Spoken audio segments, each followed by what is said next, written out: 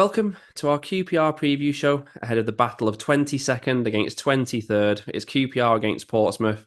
I've seen some people call it an early relegation six-pointer, but I think it's a bit early for that. Undoubtedly, though, it is the first big game of the season. It's the first of 6 games that come in 3 weeks before the next international break, and you sense that these 6 games are really going to tell us a lot about the shape of the season for QPR. Because literally, whilst we were recording the last preview show, QPR were dropping into the bottom 3, and we stayed there following the defeat against Derby, which made it 5 league games without a win, 6 without a win in all competitions, 3 defeats in a row for the first time in 2024. You were there in Derby, Dave, and I'm guessing it was a pretty depressing afternoon. Yeah, it was a grim afternoon. We were really poor again. I was hoping for a reaction after the previous 2 defeats, but didn't really get it. Just a poor afternoon. The Derby were all right, kind of what we expected. They worked hard. They had some decent players, but were nothing amazing, and won the game comfortably. Probably should have been a few more goals in it. I looking back at it. The second goal for me kind of sums up what we've been like all season. We've got the kickoff and we're just negative from it straight away. Going backwards, we're sloppy with the passing, just giving the ball away within 2 passes. No fault of going forward. It's always we'll just try and play safe, but then just give it away anyway. The defending was lazy, and then they score a world. It was a brilliant finish from the Derby player, but we've just gifted them that opportunity, and it just wasn't good enough. We were so poor without the ball, so easy to play against, and going forward there was just nothing. To be honest, we were just so weak and created absolutely nothing until the last 10 minutes when it was too late. To be honest, and we had a few chances then, but I wouldn't read too much into that. It was just a really poor performance and one they've really got to put behind them quickly. Yeah, definitely. Even when we threw on basically every attacking player we had available to us, we still only really created one chance. And I just said this to you before we came on here, but I sat here in July and was thinking, how are we going to fill a season this season talking about QPR? Because I expected it to be mid-table, maybe a bit dull. Like I say, what would we discuss? How foolish I was. And I was foolish in our last show as well because I said after the defeat against Hull, I tried to find the positives, saying it wasn't that bad. And anything that was positive, it just didn't carry into the performance against Derby. It was dour, back to the slow passing in our own half. And even when, like I say, we had one chance to me, Sam Field, that was the only real chance in the whole game. Very disheartening performance to take into the break. Could you find any positives? Not really, to be honest. I mean, we started all right again, and then Belair was a bit unlucky with one shot that the keeper tipped over. But just the whole game, I just thought it just summed up how they were in September. Just slow with the ball and just wide open without it. So yeah, no, I'm afraid no positives from the game. Yeah, I suppose Chair was back and got some more minutes in his legs, but yeah, one to put behind us really. Just another poor performance. It was. I think probably the only other positive was that Paul Nardi kept the score down because Yeah, one yeah. save was pretty incredible, and it could have been a 3 or 4 nil defeat against Derby would have been even worse to go into the break with. So, also, of course, the major positive, I guess, is that we had 2 weeks to try and put it behind us, get on the training pitch, and sort it out. And we can tell how desperate Marty Cifuentes is to sort QPR out because we keep having friendlies in the breaks, don't we? This time it was Wickham. Chair got 60 minutes. Morgan Fox got 90. Field, Dunn, Santos, Madsen, Anderson, then Bailey, Saito, Frey, all involved too. We still lost 1-0. Is that also a concern? It is because they just don't look like winning games at the minute. I think what was so good about them second half of last season was it was just so hard to beat. We were well organised without the ball. It's hard for teams to break us down. And when we got it, we created things and caused teams problems. And it's without the ball that just worries me in a minute. We just look so powder puff and easy to play against. And I imagine that's what he's trying to fix with these training games, trying to make us a bit more solid. But yeah, it's worrying signs. It's a year on from Ainsworth really, and kind of back where we started, aren't we? Yeah, I mean, the result in that Wickham match is meaningless, but to me, it just suggests something's still not clicking for us. And he's obviously playing these matches to try and like drill in the patterns of play, what he wants them to do. And we just have to hope they've made some progress in the last fortnight because you just touched on Gareth Ainsworth. Well, QPR were in the same 22nd place that we were in after 9 games last season, albeit we actually have a point less this campaign. But last season, we then lost the 10th, 11th, 12th, 13th, 14th games as well. Surely the same cannot happen this time. And if it does, well, some serious questions are going to be asked at the club. First up in game 10 this season is Portsmouth. They're yet to win a game this season. They even lost in round one of the Cup. So their last win was back in April. The two teams have not met a lot over recent years. We played 3 times in 1 year in 2019 in Cups, but the last league meeting was back in 2011. And that was the only season that both teams have been at the same level since 2001. QPR have only lost one of the last 10 meetings across that time. Portsmouth, of course, won League One last season, but they've struggled massively so far compared to the fellow promoted clubs Derby and Oxford. Do you have any idea why? I think if you look at who they've played, it gives you a clue. They've had like away games at Leeds, Middlesbrough, Burnley. They've had Sheffield United and Luton. I know Luton haven't done that well, but they're, still coming down from the Premier League. They've had some hard games. So I'm not overly surprised from the start where they are. If you look at their next run of fixtures, they've got like Cardiff, Sheffield Wednesday, Preston, them sort of teams. They're probably, this is their chance to pick up. They'll look at us as a starting point for that, won't they? Yeah. So, I mean, to be fair to them, they've got some decent points on the road. They did draw at Middlesbrough and Leeds, and they were very unlucky at Burnley. But it is hard to adjust to a new league. They must have been used to in League One, always on the front foot, attacking and winning most weeks. It's a big step up to the Championship for them, and they're having to defend a lot more. It's probably a lot more difficult for them. But I don't think they're as bad as their record so far makes out. Yeah, potentially. Yeah, you're right to point out those fixtures they've had so far. I think they have maybe potentially recruited poorly compared to the other teams that have come up because they maybe changed too much because they were a winning team. Did they really need to make 15 transfers in?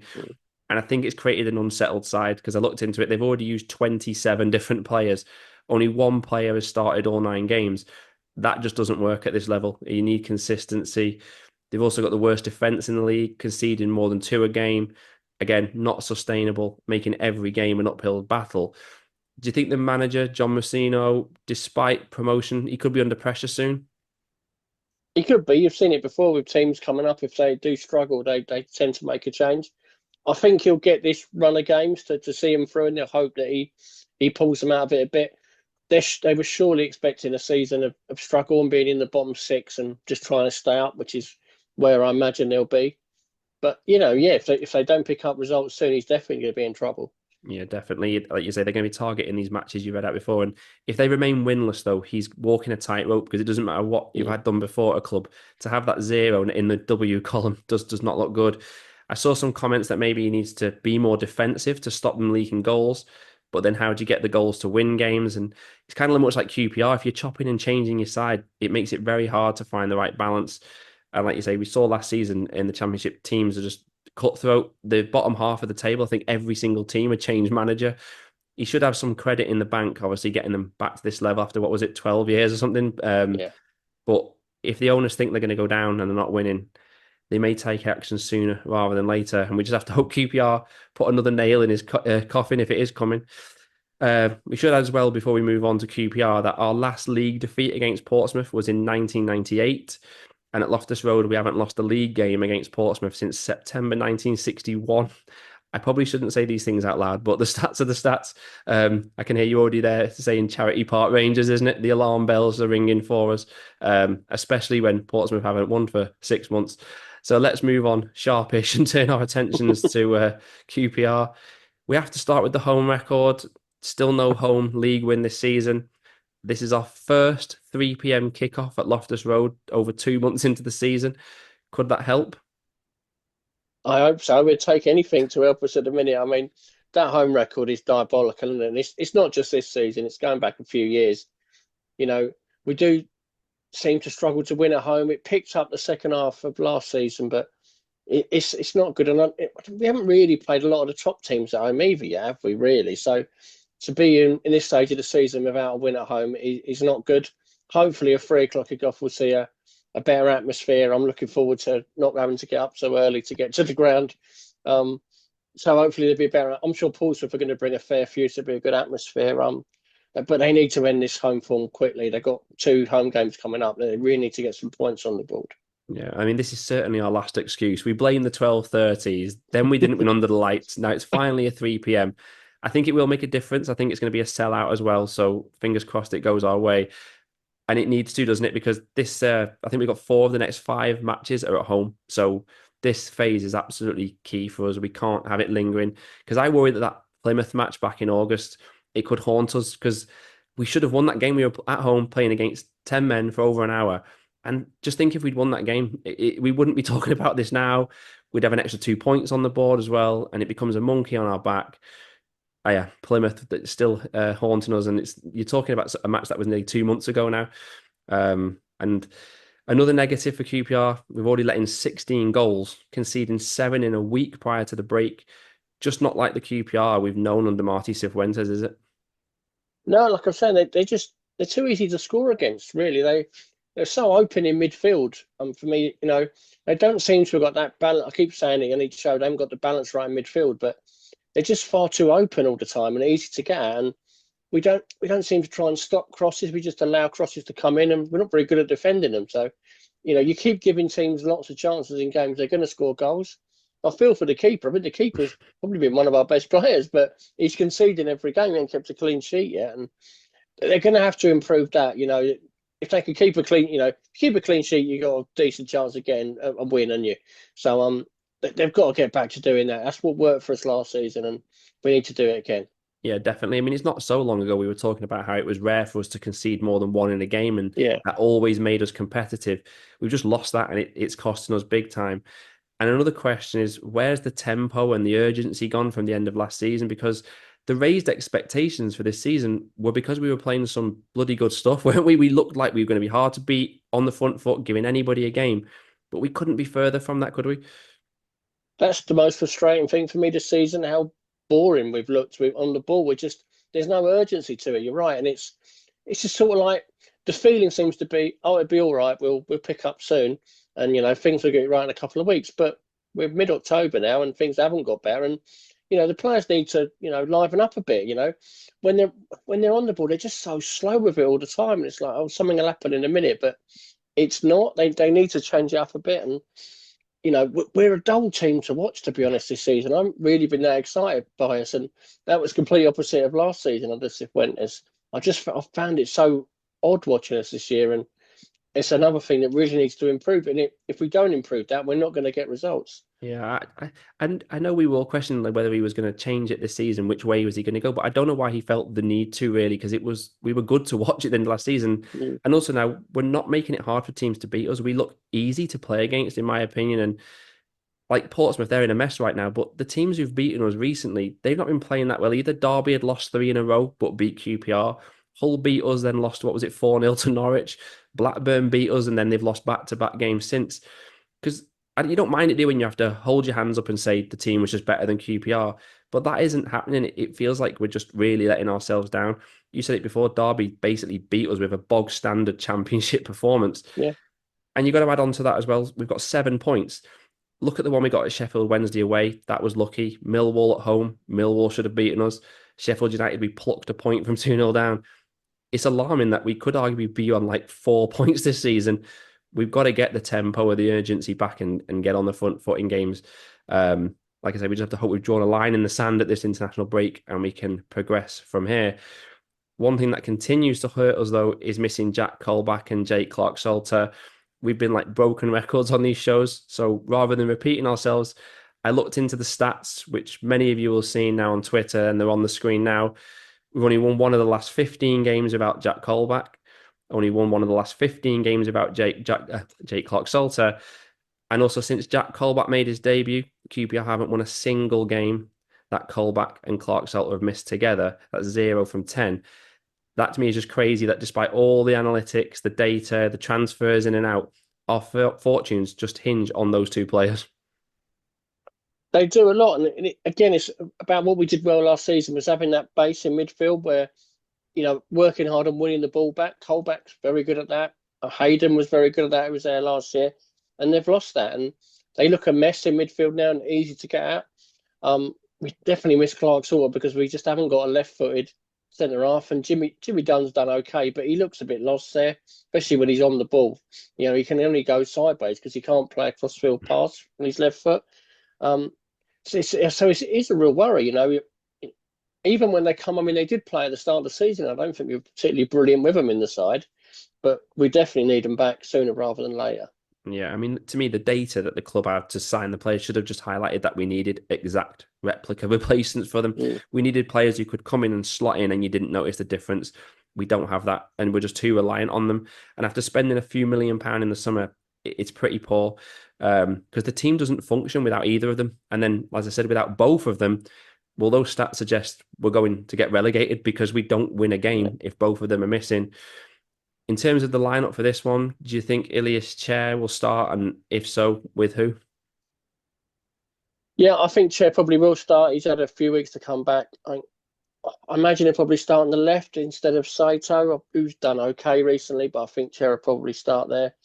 But again, it's all depends on his injuries. If Clark-Shaw is still out, I'd personally play Morgan Fox centre half and put Jimmy Dunn back to right back. I think that gives us a bit more height and physicality at the back, and I think we're better balanced to that defence. But the injuries are key of whether they're back or not. I mean, if Colback's not back, I'm lost as to what they do in midfield because Varane's still out. I imagine it'll be the same three again, and you really need the three of them to play a lot better because all three of them, Field, Madsen, and Anderson, were woeful in the last game, and they can be a lot better than that, and they need to show it. Yeah, definitely. If Clark Salter's out, it has to be Morgan Fox, doesn't it? Put Jimmy Dunn to right back. The strong, the solid. We need that. Neither Ashby or Santos has done enough for me. In midfield, if Colback's out, you'd assume it's going to be Madsen playing deeper. But if Madsen and Anderson are both in the same lineup again, can you sense some discontent coming? I think so. I just don't think it works with them two on the pitch at the same time. They're just trying to occupy the same space all the time, and the problem is with neither of them are very good defensively, and neither are Dembele and Saito. And when you've got half the team can't do any defensive work, just puts pressure on the back four, and that's part of why we've looked such a mess the last few games. But maybe you could play Chair through the middle instead of Anderson and keep Saito out wide. That's an option for him, I suppose. But yeah, the options in midfield are limited. I don't think we've gone into the season with great options in there. It's only taken one injury and one suspension, and you're like, well, who's going to play there? We're out of bodies already. Yeah, definitely. I mean, I'd probably personally put Elijah Dixon-Bonner in with Sam Field if Colback is out, but he just doesn't seem to be in the picture at all, does he? And I'd like to see Chair, Dembele and Saito all together attacking on the front foot. But I do acknowledge then we've got a very, very lightweight and small midfield there, which doesn't help us defensively either. All said and done, if we can't beat Portsmouth, who can we beat? And when you look at it on paper and the fixtures ahead, Burnley, Sunderland, Middlesbrough, Leeds, we need these 3 points on the board. And it's prediction time. Will we get the 3 points? I'm not sure. I think it's going to be in one of them nervy afternoons where there's a lot of expectation and they're just trying to find their feet. I think it'll be a draw. I think it'll be a score draw. I just don't think we've got enough in us at the minute to win games, and they can't afford to get beat, so a draw's better than nothing. But I just can't see them winning, unfortunately. Yeah, it's just a tricky one, isn't it? We haven't lost 4 in a row under Marty Cifuentes, and I think we will avoid that fate. Whether we can win it, sell out crowd, it usually goes against us whenever we sell out a game as well. But you think we have to win this game, then we can reset, get some confidence for that tougher run of games to come. It just really is a key game. Because even if we draw, the concern is we could be then 10, 11 games without a win, and it doesn't bear thinking about, really. I'm going to predict a 2-1 win, just getting over the line. I don't think we're going to run away with it or anything like that. It'll probably be close, nervy, edgy, as it always tends to be with QPR. And as I said at the start, the games come thick and fast now. After 9 league games spread out over 2 months, we now have 6 inside 3 weeks, and we already have a midweek clash this week against Coventry on Tuesday. Brian and George will be back to preview that. And then myself and Dave will be back next week to preview the away trip to Burnley. So we definitely need those 3 points before those 2 games. Until then, thank you for watching, and come on, you R's. We know who we are. You know who we are. We are QPR.